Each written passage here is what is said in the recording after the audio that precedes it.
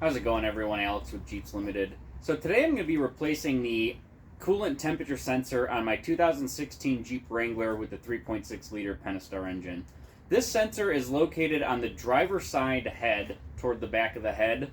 The reason why I'm replacing this is because my Jeep has a tendency to run a little bit hot, and I've gone through some other scenarios that could be causing it to run a little bit hot, and nothing has really seemed to resolve the problem. And one thing I don't want to overlook is the possibility of a bad sensor or a sensor that's just not quite working properly. I do currently have an AutoZone brand sensor on there, and the AutoZone brand stuff tends to not work as well on these engines. They're pretty particular, and they really like Mopar brand stuff. So I did pick up a Mopar brand sensor. So I'm hoping that that might actually be my problem. It might be either giving an inaccurate reading and just simply making the gauge read hotter than it actually is, or it's not reading maybe quick enough and isn't activating the cooling fan in time, and that's causing the engine to get hot, and then it has to try and catch up and get itself cooled. So that might be the problem.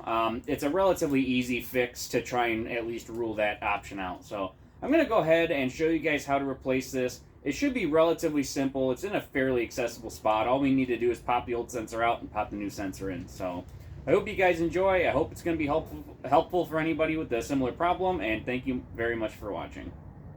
Alright, so I went ahead and removed my inner fender well. This just gives you a lot more access. You get a pretty clean shot to it. I don't know if this is 100% necessary, but I think it's going to make it a lot easier. My inner fender wells are aftermarket, so they come out pretty easily compared to stock inner fender wells, which might be a little bit challenging to get out, but they are removable. So this might, if you're in this scenario, it might help to spend the extra couple minutes to pull those off. So the sensor here is located way back in there. It's this sensor here. So this is on the back of the cylinder head on bank number 2, which is the driver's side. So there is a plug there. You just got to reach up there. There's a little button at the top of the plug you push in and then pull it out, and the plug should slide out. And then once you do that, it's a 3/4 inch wrench or ratchet, whichever you would prefer to put on there, and it should spin off relatively easily. I am expecting a little bit of coolant to come out of that, or maybe a lot of coolant to come out of that maybe. But if that does happen, I wouldn't be too concerned. You'll just have to make sure that you remember to top off your coolant. So I'm going to go ahead and get it unplugged and pulled out of there. Alright, I did throw a couple of catch pans underneath there in case it does let out more coolant than I'm expecting. I'm going to try and do this without blocking the camera, but given how tight it is, there's only so much I could do about that. So I'm just going to go ahead and get it unplugged.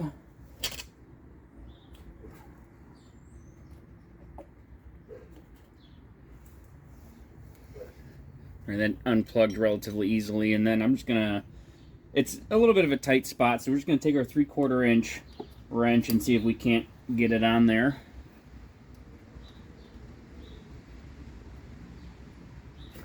There we go.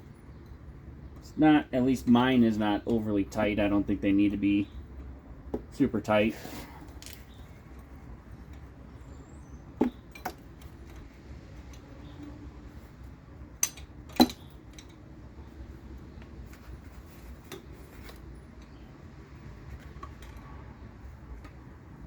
And then we have it a little bit loose. We'll see if we can get a ratcheting wrench on there.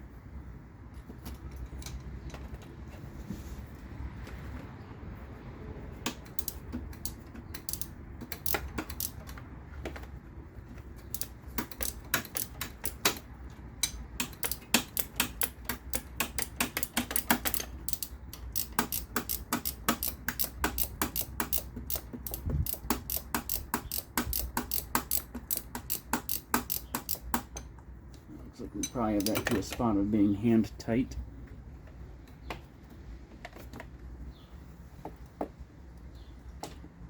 And there we go. So that let's see, can you guys see that? That is the old one out of there. It dribbled like just a little drop of coolant, so no big mess there. Alright, so here's the new sensor. Here's the old one somewhere. Here's the old one. They're a little bit different. This one has that little ring around the top. I don't think that there's any real difference between them, other than possibly just the difference in the brand and the manufacturing. I'm not too alarmed by that. We'll see. I do have a little bit different of a scenario here than a few people would see. Is this is a replacement motor, and it's in a Jeep Wrangler, but I believe this motor is actually out of a Dodge Ram pickup truck with the 3.6 liter. So it is slightly different, which made it a little bit more challenging to find this part, only because I'm not 100% sure what this is actually out of. So it's hard to know exactly what the part is. So I could be installing the wrong part, but I don't believe that I am. So it already comes, at least this one came with some thread lock or pipe dope or whatever that is exactly on there. So I'm just going to go ahead and get it started, get it as tight as I can with my hand, and then go ahead and tighten it the rest of the way with the wrench. I'm not going to over tighten it. I'm just going to tighten it till it's good and snug, and I'm going to try and leave the little clip on the top, up toward the top where it snaps into the pigtail on the wiring harness.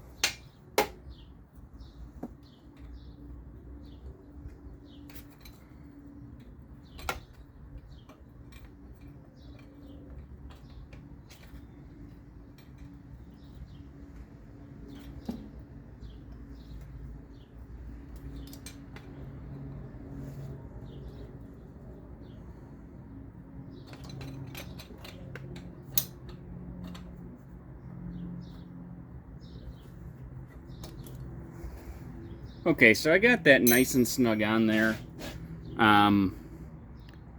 It started to get tight pretty quickly, and I don't want to over tighten it. Actually, I'm going to try and get it just a little bit more. I don't quite have the plug up yet, and I want to try and get that up.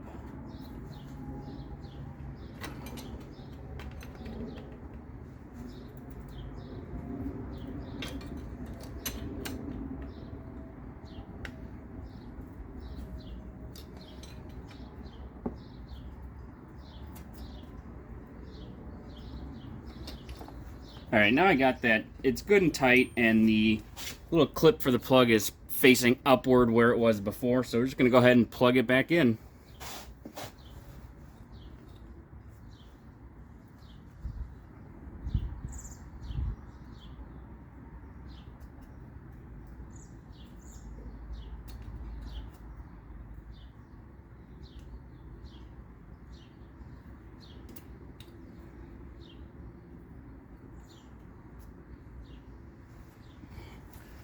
Alright, it snaps into place, and with that in place, that should be it. We're just going to put the inner fender back in, and we'll go ahead and give it a test drive and make sure it doesn't leak, and see if it helps our situation at all.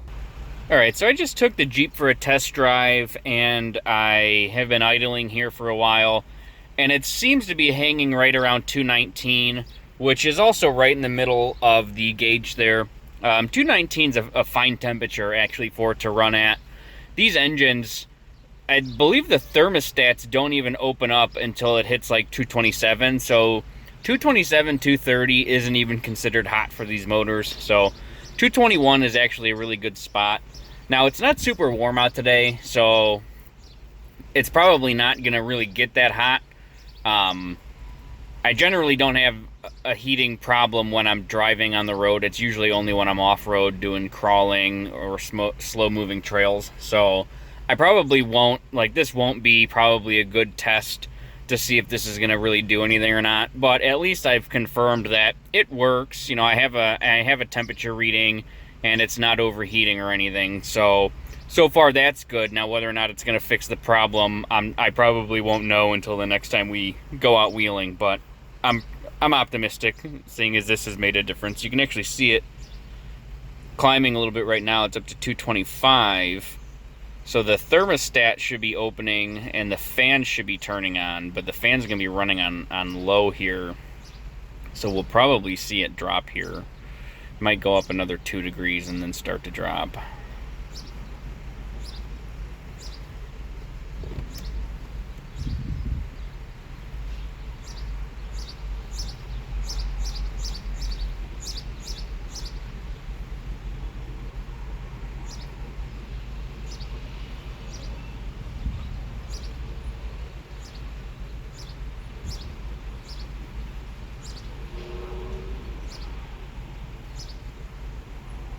It's just not going to quite get there. So either way, it's working good right now.